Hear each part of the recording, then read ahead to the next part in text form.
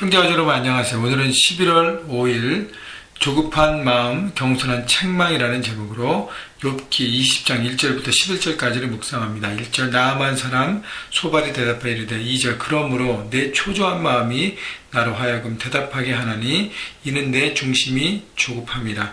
자, 욥의 대답을 듣고 욥이 그런 절망과 고난 가운데 친구들이 공격하고 나는 너무 외롭고 아무것도 바라볼 게 없지만 나는 전능자를 바라보고 대속자 하나님을 바라보고 너희들을 하나님께서 심판할 것을 바라본다는 얘기를 듣고 그 다음에 소발이 발끈합니다.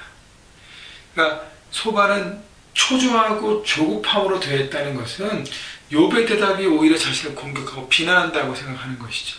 3절 내가 나를 부끄럽게 하는 책망을 들었으므로. 그러니까 욥의 대답을 듣고 욥은 친구들이 자기를 이해하지 못하고 자기는 모든 상황들을 알잖아요. 근데 친구들은 그걸 이해하지 않고 자신들의 생각과 관점만 가지고 공격하니까 그래서 그것을 풀어내고 얘기하려고 하지만 또 친구들은 또 그것을 하면 자기를 공격한다고 발끈합니다. 그래서 대화가 감정적인 관계로 흐르는 것이 초조하고 조급했다는 것은 이제 감정적으로 듣는 것입니다. 여러분 대화 가운데 감정을 너무 이입해서 감정으로 들으면 그러면 그것이 들리지 않습니다.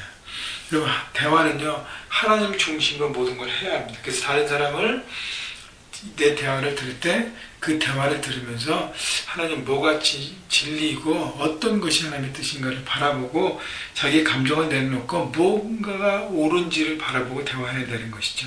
그래야 서로 안에 잘못된 부분을 서로 인정할 수 있고요. 그 다음에 옳은 부분은 붙잡고 나갈 수 있는 것입니다. 그런데 감정에 의한 대화가 되면 충돌과 싸움과 상처로 마무리되는 것입니다. 3절 그래서 내가 나를 부끄럽게 하는 책망을 들었으므로 나의 슬기로운 마음이 나로 하여금 대답하게 하는구나. 그래서 소발은 욥의 말에 대하여 다시 돌아보고 생각하고 하나님의 뜻이 무엇인지 욥이 왜 저렇게까지 얘기하는지를 이해하려고 하지 않고 결국은 또 뭐예요? 나의 슬기로운 마음이라는 것은 자신의 지혜와 지식만을 가지고 대화합니다. 그것을 가지고 또 문제를 풀어내려고 해요. 하나님의 뜻에는 관계없고 자기가 알고 있는 이미 지식과 경험만 갖고 하려고 하니까 계속 악순환이 되는 것입니다.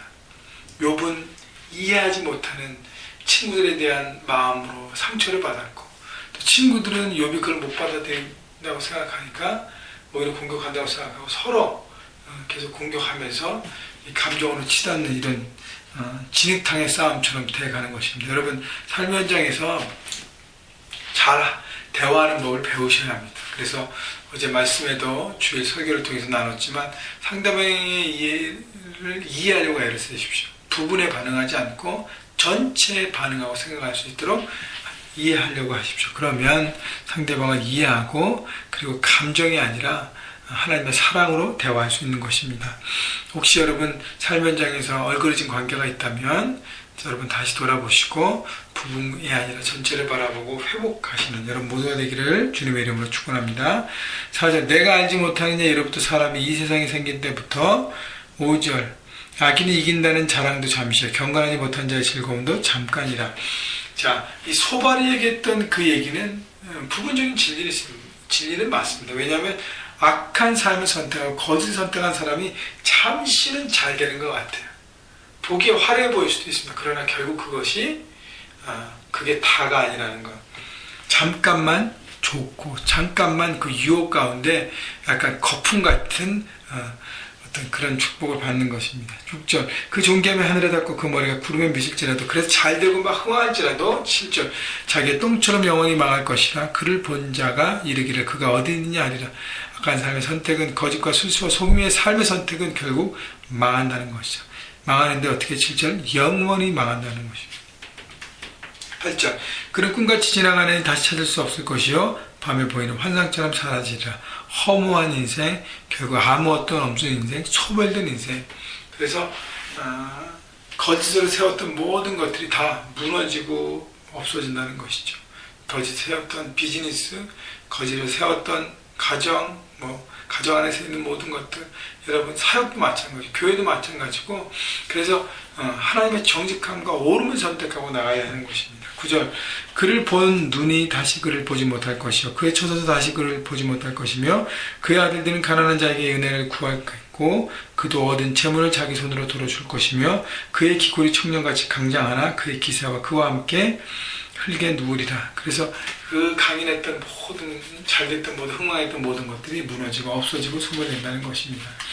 여러분 그 진리는 맞아요. 그러나 욥이 악한 일을 선택해서 잘 살다가 그 다음에 결국 무너진 그건 아니잖아요. 정직하게 의롭게 하나님의 뜻을 선택하며 살았습니다. 그래서 참 딜레마인 거예요. 그럼에도 불구하고 그의 삶에 고난이 필요한가 우리가 인간적으로 많이 직면하는 부분입니다. 하나님께서 더 큰 뜻을 가지고 마지막에 욥기를 풀어주신 것을 우리가 기억하고 믿음으로 달려가시고요.